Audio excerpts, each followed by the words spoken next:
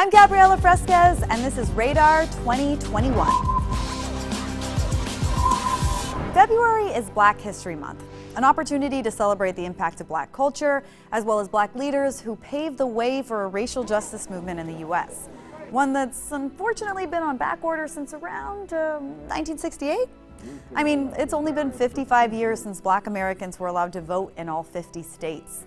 That's how long Viola Davis has been alive, how old the movie Batman is, and the age J-Lo will be when bartenders finally stop checking her ID. And if you're not sure how best to honor the legacy of Black achievements in this country, the NAACP and other activists have suggestions of their own. I believe it's important to honor Black history through activism because we're kind of continuing the work, that paved the way for us to even be here. And what I mean by that is for us to be able to afford the freedoms that we have now. The fact that we're not segregated, the fact that Black people could vote, although some are still disenfranchised. It's so many freedoms that our ancestors fought for that when you get to this movement and your feet is planted and you're in a position to where you can make change, you have to honor the memory and you have to honor the freedom that you have. African Americans and Latinx Americans make up 32% of the U.S. population, but somehow make up 56% of the incarcerated population. That's why criminal justice reform advocates have put mass incarceration at the forefront of a movement for racial justice in America.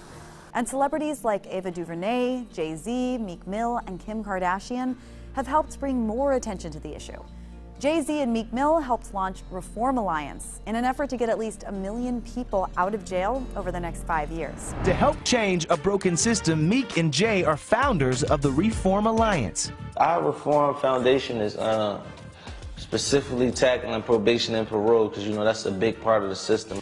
And he has some kind words for another high-profile name fighting for prison reform, Kim Kardashian. Big ups to her and big ups to everybody that's working for a better cause.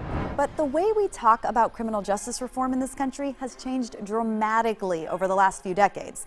Back in the 90s, the political rhetoric was all about getting tough on crime, mandatory minimums, and 3 strikes laws.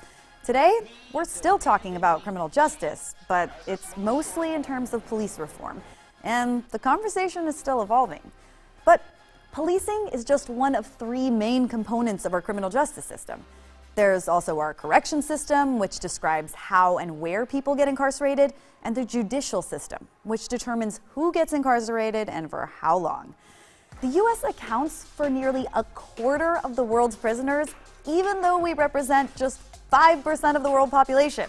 That means we put more people in prison than any other country in the world, including China, whose population is more than 3 times the size of the U.S. His longest-serving nonviolent marijuana offender has been released from prison, Richard Delsey. In 1989, he was sentenced to 90 years in prison for marijuana trafficking. A Louisa County man was charged with having marijuana, even though he legally bought a CBD product at a store in Charlottesville. His specific words was, "It looks like a duck, it sounds like a duck, it's a duck." And clearly, not all drug offenses are related to marijuana, which, by the way, is mostly legal in 35 states. In fact, we did an entire episode on weed laws just last season, Radar 2020, episode 7, check it out. So yeah, once again, the country is facing a drug epidemic, knowing full well that a war on drugs that's solely punitive doesn't do much for advancing society. So when did we take a detour from rehabilitation and toward incarceration? I would say, in fairness, the last 30 to 40 years, it's been a system of punishment that's de-emphasized rehabilitation. As prisons have become more punitive, they become crueler, they become harsher, they become traumatic places for people to live in. And that trauma is something that people will take with them once they're released. Over 1 million drug possession arrests are made each year, many of which result in prison sentences and eventually lead to over-policing in certain communities. And a single drug offense conviction could result in a criminal record, which can eventually lead to longer sentences for any future offenses, essentially creating a domino effect that feeds into an unsustainable system. Sentencing targets those in lower income communities, which are usually populated by minorities such as Black and Latinos. Those areas are more heavily populated with police. They're more crime ridden because they're low income, so there's more arrest. And then the defendants get to sentencing. Unfortunately, judges, sometimes their hands are tied because of minimum mandatory sentences, and they have to sentence people to 10 years. And there's empirical evidence that minorities such as Black and Latinos are usually sentenced to more time than a person that is not of color put before the same judge. So there needs to be some effort to kind of equalize that process. Sentencing laws like mandatory minimums have contributed to an 800% increase in the federal prison population in the last 3 decades. Even the American Bar Association believes that significant sentencing reform is needed, especially when more than 2/3 of federal prisoners are serving a life sentence or a virtual life sentence for nonviolent crimes. And studies show that in many cases, longer sentences actually don't reduce crime. If anything, they contribute to it. If somebody's been in an environment like that for a long period of time, they have to figure out, sometimes consciously and sometimes unconsciously, how to adapt and survive in that kind of an environment. Long-term imprisonment really presents people with a number of adjustment challenges when they return to society. And without assistance, without transition programs and then assistance once they return to the community, many people find it very, very difficult to readjust to free society. Not only are longer sentences counterproductive, but they have a disproportionate impact on low-income communities of color. They're also a financial drain on society as a whole. But there are always exceptions to harsh judicial punishment. Well, I was elated, obviously. I was somewhat relieved, but I was not surprised. Aside from these exceptions, the U.S. spends more than $80 billion each year to keep roughly 2.3 million people behind bars. That's like if we put the entire population of Slovenia in jail. And annual prison costs more than double when you include things like legal fees, healthcare, policing, and additional costs to prisoners and their loved ones, bringing that number to over $182 billion per year. That's more than global box office revenue in 2019 pre-COVID. Just saying, it's a lucrative industry. Prisons in the U.S. have grown 500% in the last 40 years, and more than 4,000 companies have profited from this boom in mass incarceration.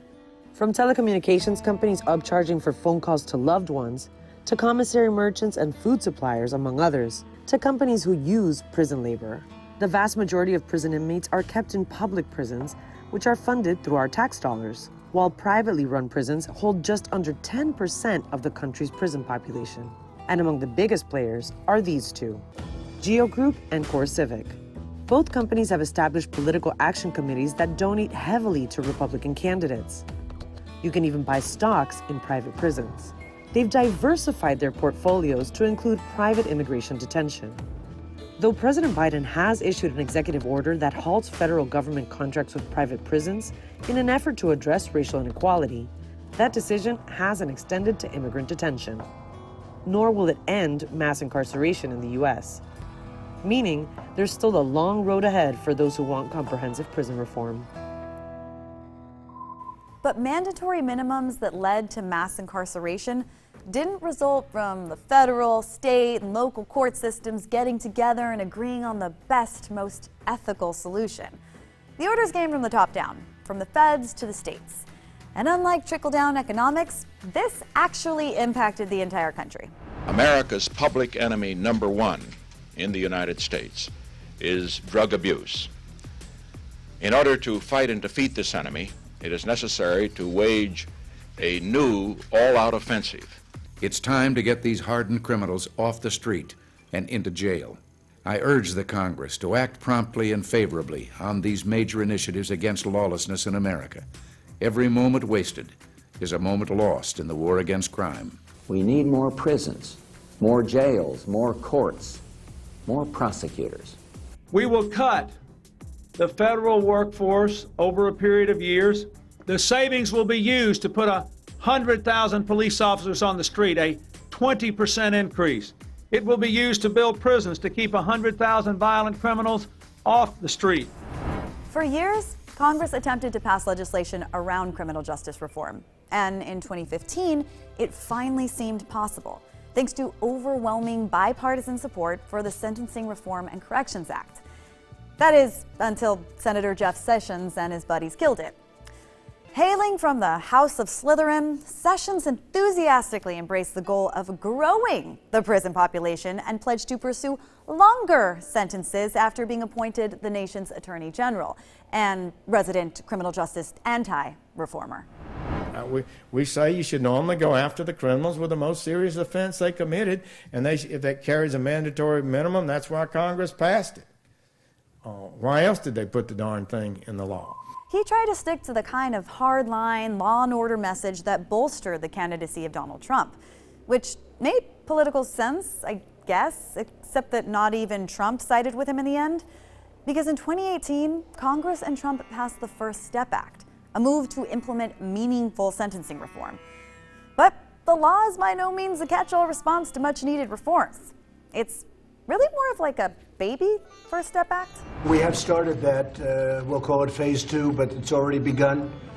And this is first step, but there's going to be a second and a third and possibly a fourth. We'll see how it all works out. Only there was no second, third, or fourth step ever taken, or even publicly discussed in any kind of detail. I can't help but think of Ava DuVernay's Netflix film 13th, where the idea of mass incarceration is talked about as an extension of slavery, using the loophole of prison labor to continue the centuries-old tradition of nearly free labor, paying prisoners around $2 a day to manufacture goods for companies like Walmart, Victoria's Secrets, and Starbucks. And I don't know, I just feel like the whole prison labor thing really takes the thrill out of my $8 mocha frappuccino. Always encourage people when starting to look at the criminal justice system to imagine, right, what it would be like if it was your son or your daughter or your mother or father who was incarcerated. How would you want them to be treated, right? My name is Desmond Meade. I am a returning citizen, and I experienced a lot of hardship, homelessness, drug addiction. I was able to turn my life around and eventually get accepted into law school and graduating.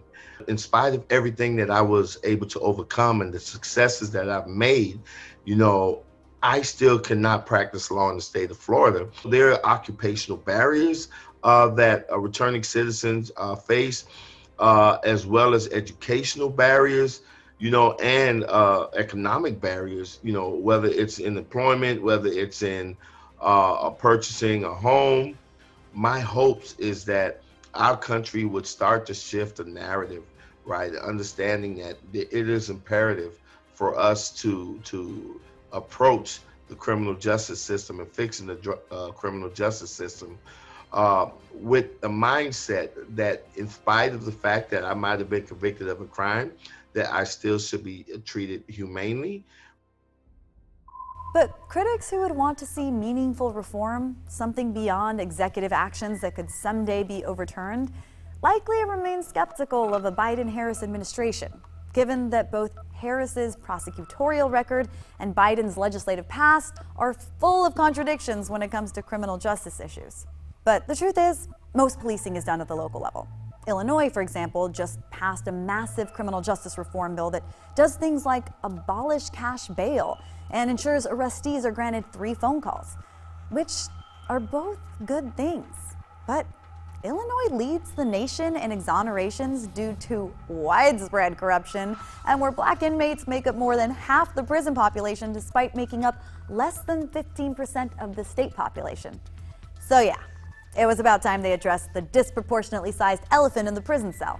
It really does reimagine how we look at government. Significant changes to the law include elimination of cash bail, modernizing sentencing laws, new police training policies, requiring body cameras, and reforming the crowd control response. If enacted at every state level, these reforms could reduce the total U.S. prison population by 40%, according to the Brennan Center for Justice, potentially saving taxpayers tens of billions of dollars each year. And on the federal level, Biden and Harris have both moved toward a much more progressive approach to criminal justice reform. That's why I proposed a comprehensive criminal package in this campaign.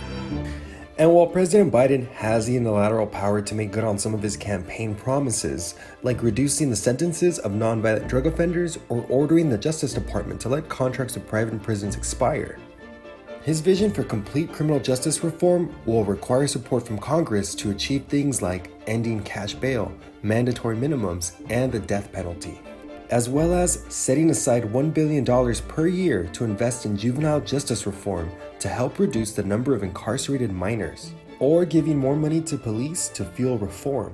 I believe this nation and this government need to change their whole approach to the issue of racial equity. Yes, we need criminal justice reform, but that isn't nearly enough. We'll see if those who actually write the laws agree and bring his agenda to life. As we celebrate Black History this month, the legacy of Rosa Parks reminds us that in this country, people of color don't necessarily have to be a threat to society to be arrested.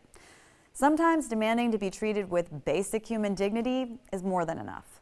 I felt that when he used the word, y'all make it light on yourselves and let me have those seats, that I could not see where it was helping me as an individual and as a passenger, or us as a people, to continue to give into this type of treatment.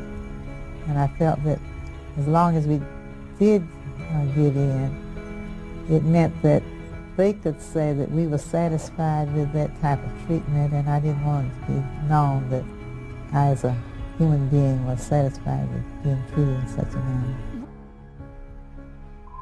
Maybe the best way to honor today's racial justice activists is to not limit our attention to these issues to just 28 days out of the year. Or maybe instead of hemorrhaging tax dollars into a system that's not only ineffective but disproportionately targets low-income people of color, we could invest in public education or community outreach, investments that actually reduce crime. For the same cost to keep one person in prison per year, we could send 3 people to public college, tuition-free, where mandatory minimums and earned credits take on a whole different kind of meaning. I'm Gabriela Fresquez for Radar 2021. See you next week.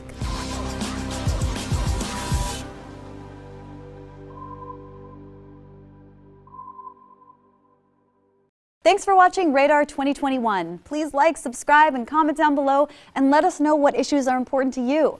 Because let's be honest, there are a lot of issues to choose from.